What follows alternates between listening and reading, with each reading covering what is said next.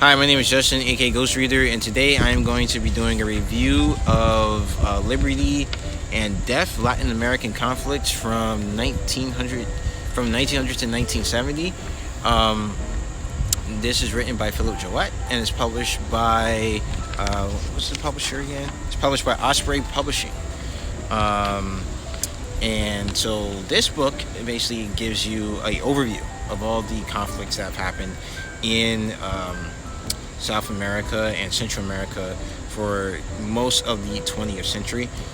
Basically, no conflict is too big or too small that mentioned this book. So you mentioned some that you never heard about before that have like armies of maybe like 500, 600 soldiers. So they're really small to armies to conflicts like the Mexican Revolution, the Cuban Revolution, some conflicts that had some very big ramifications not only for their countries but perhaps the world, for example in the Cuban Revolution. So basically the author kind of takes you through all of that, and he kind of walks you through like the soldiers, gives you a brief summary of the politics that were going on at the time to show you like how the countries got into that conflict. So he doesn't just focus on conflicts in between countries, but also conflicts, internal conflicts like civil wars, uprising, attempted coups, and also revolutions. So he gives you a little bit of the political, situation. Then he goes into the military forces on both sides, what their makeup was, what equipment they had and what access to equipment they had, and then of course the conflict itself, and then what the outcome of that was. And a lot of these conflicts, either they end in basically the status quo being maintained, sometimes with the intervention of the United States. And you see kind of here that there's actually a whole chapter on the intervention of the United States in some of these countries, most notably Panama, but you see it in Dominican Republic. I think they also in either Nicaragua or El Salvador. I think the United States also intervened at some point in their conflicts as well. So yeah, you have that because the United States wanted to maintain some semblance of wanted to maintain their interests.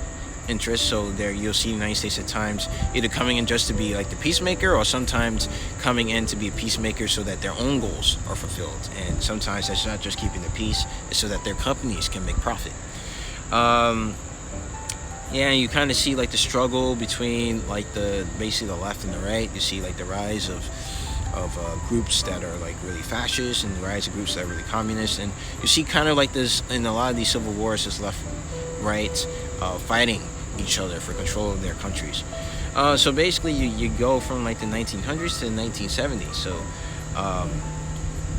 I think the most interesting one was the football war, which was between, if I'm not mistaken, Honduras and El Salvador. That was quite interesting. That happened towards the end of the period covered in the book. So so I think that this book covers a lot. However, it covers so much in the book isn't that big. I think it's 200 pages. It's less than 200 pages, I believe. And so it covers a lot, but it covers a lot in such a small amount of volume that it can't really delve in too deep into any one of these conflicts. And so you kind of miss out on, I think, the insights and the deep examination of some of these conflicts that will make for really interesting reading. It kind of after a while follows the same formula for each of the conflicts, and also you just feel like after a while, for me it felt like you're just kind of reading like an encyclopedia article sometimes.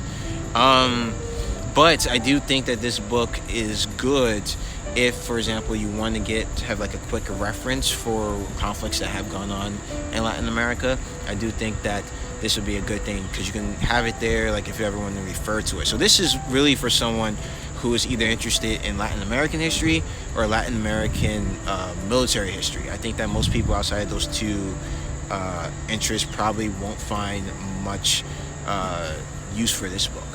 But I always like to learn new things, so for this book, like I said, it wasn't bad. It just I felt like it needed to either be like a bigger volume or cover less.